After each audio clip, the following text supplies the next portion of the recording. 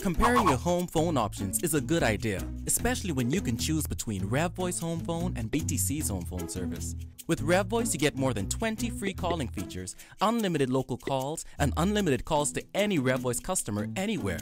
All this for just $9.99 a month. And now, we're proud to introduce our Bahamaland Unlimited Nationwide Calling Plan. You can call any phone on any island at any time for just $5 a month. BTC charges $16.25 for their bare bones home phone service. Plus, you would spend $9 to get the 3 most popular calling features, and another $33 to get some of the other calling features RevVoice gives you for free. When you add it all up, it's pretty clear why there really is no other choice. RevVoice gives you more minutes, more coverage, more calling features, and free installation. All of this for less money. And for a limited time, you can get RevVoice installed in your house for free and save over $200 a year. So, if you're choosing a home phone service, choose RevVoice, the better choice. The police commissioner says overall crime is down 8%. My best advice is that you should report what the commissioner has reported. But complaints against police officers are up. 2 teachers reportedly attacked by a student. We've got the details tonight. Prison officers to get training in Canada, plus fundraising begins for a national museum. The first major fundraiser for the foundation. Those stories and more coming up. I'm Nikia DeVoe, and this is NB12.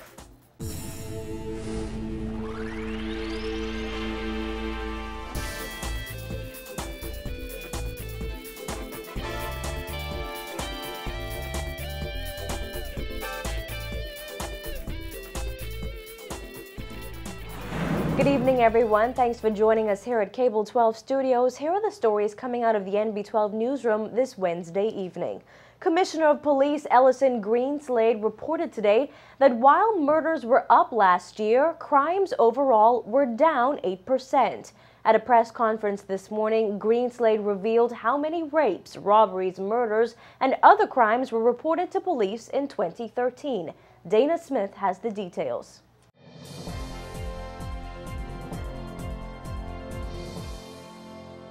The commissioner revealed there was a decrease in serious crimes against persons, but noted 2013 was a year filled with crime challenges, including increases in sexual offenses, complaints against officers, and an increase in murder. Taking note of the sometimes conflicting reports over what the murder count really is, the commissioner vowed that nothing has been reclassified and police account for every death in the country. There are many cases that we recorded that are not classified as murder because they are matters either before a coroner's court or have been ruled or adjudicated another way and not by the Royal Bahamas Police Force. I want to make that clear. You may record in your stats murder, but you may count murder as manslaughter. When I give you the statistics in a few moments, you will see those numbers in the category manslaughter. And if you want to look at it, well, certainly I would wish that you would, but you cannot take that matter and classify it as murder. That would be doing a disservice to the Bahamas and to the people of the country. Greenslade reported the murder count in 2013 was 119 compared to the 111 reported in 2012. Greenslade said 61 people were charged with murders committed in 2013. He said this means a murder detection rate of 51%. Although murders are up, Greenslade reported a 4% decrease in crimes against the person. He said cases of attempted murder, armed robbery, and attempted robbery have all dropped. Overall, these crimes are down 4%. Crimes against property also decreased. According to Greenslade, these are down 9% from 2012. These include decreases in burglary, house breaking, shop breaking, stealing, and stolen vehicle cases. However, there were increases in rape, attempted rape, and unlawful sexual intercourse. 104 rapes were recorded in 2013 compared to 96 in 2012. We will be focusing particular attention on that now and into the weeks and months ahead because certainly that tells us a story, something is wrong. And I don't like the fact that those numbers in respect of rapes and unlawful sexual intercourse are going in that direction. Amid complaints over the number of accused people out on bail who may be committing crimes, the commissioner did not provide statistics for that figure, but admitted repeat offenders do present a concern to the force. We've been focusing on targeting and rearresting people that are on bail who have committed serious crimes. And I need us to get that clear. And we need to stop playing games with it. English is English. A man has a name, he lives on an island 21/7. He is charged before a court of law and the press carries it. 2 months later, that same name appears in your newspaper or on the television, and it's the same man on an island 21/7. Why would that confuse the commissioner or anybody else? That's as plain as day. It is a concern because we're not talking about people who are prepared, from where we sit, to make a change. We're talking about people with a propensity to hurt people, people who have demonstrated that propensity over time. I'll give you an example. I was speaking with a family member yesterday of a young man who was recently arrested and charged for murder. And the family member said, "I'm grieving, Commissioner, but my God, this boy was like that from he was a little boy. He's had the demon in him from he was a little boy in school." A family member said that. Before voicing his frustrations over repeat offenders, Greenslade said that last night, officers arrested 4 prolific offenders for serious crimes, 2 of whom had on ankle bracelets. Reporting for NB12, I'm Dana Smith. Greenslade also reported that complaints against police officers increased in 2013 compared to 2012. In 2013, 285 official complaints were made by members of the public against police officers. This represented a 19% increase over the complaints made in 2012, which numbered 240. The largest number of complaints made is allegations of assault by police officers, followed by allegations of unethical behavior. The commissioner said police were involved in 17 shootings, which resulted in 6 fatalities, and all fatal shootings were referred to the coroner's court. Greenslade also responded to suggestions of implementing a curfew. Last week, DNA leader Branville McCartney said if a curfew is imposed, the country would no longer have, quote, people who are out there sitting on the blocks and a bunch of young men driving around in vehicles not doing anything. Greenslade said the Bahamas is a democratic society and he believes it is wrong to put a blanket over the country. And we should never subscribe. We should never subscribe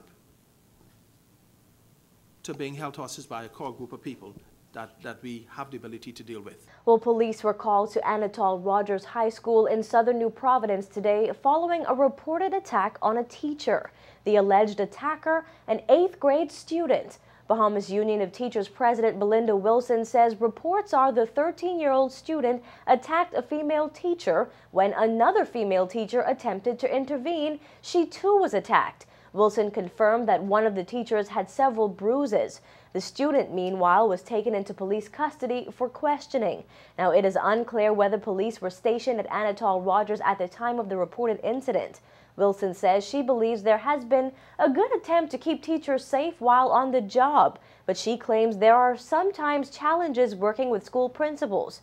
Director of Education Lionel Sands confirmed the attack on 2 teachers and that a 13-year-old student was being questioned in connection with the incident. In other news, the opposition has faced another setback in its attempt to table a bill in the House of Assembly that would remove impediments to enforcing capital punishment in the Bahamas. Opposition leader Dr. Hubert Minnis had planned to table the bill this morning. However, it may be at least another 2 weeks before it is introduced in the House of Assembly. Christina McNeil has more in this report. I give notice to the government business leader in the House that at the next sitting, I would ask that they unanimously consent to go back to the first reading so that I can table this bill in Parliament to deal with capital punishment and hanging. That is unless the House gives leave by vote, that will not be allowed, and the House has to consent.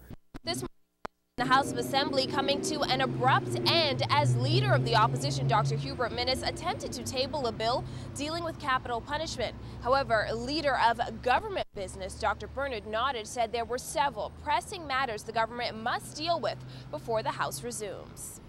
Nottage, however, was unable to tell us what those pressing matters are. I'm not at liberty to tell you about what they are at the present time, but you will come to know them over the next several days. Dr. Minnis holding a press conference when the House adjourned, saying government has been dragging its feet in tackling the crime problem head on. They said they had a solution for crime and many other things.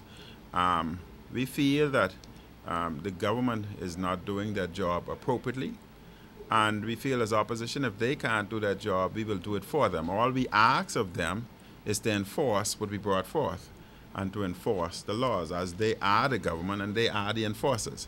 We can bring the laws forth and ask them to enforce what we brought forth. Minnis says there have been many roadblocks to enforcing the death penalty, high among them the rulings of the Privy Council. In 2006, the Privy Council ruled that the mandatory death sentence in the Bahamas was unconstitutional. Following that ruling, several men who were sentenced to death were resentenced to life in prison. Minnis first introduced the contents of the death penalty bill during his New Year's address.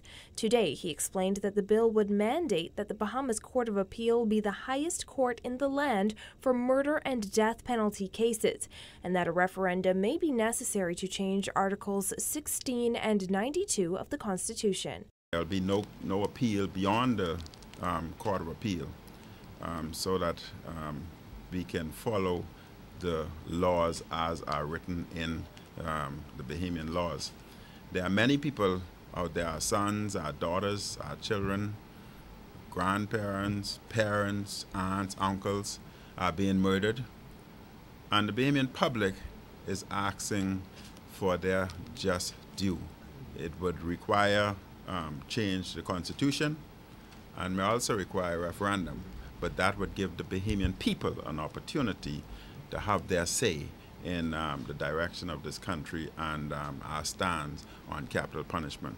Now, Minnis will have to wait at least 2 weeks until the House of Assembly meets again to introduce the bill. Dr. Nottage says the rules allow for a member to give notice before tabling a bill. However, no notice was given in this instance. Dr. Minnis either does not understand the rules or doesn't wish to play by the rules, in which case what he was doing was just a stunt. Dr. Minnis says there are several other key pieces of legislation the opposition hopes to bring in this parliamentary session, and he hopes they will not be met by government opposition. From the House of Assembly for NB12, I'm Christina McNeil. Still to come on NB12, prison officers to begin training in Canada soon.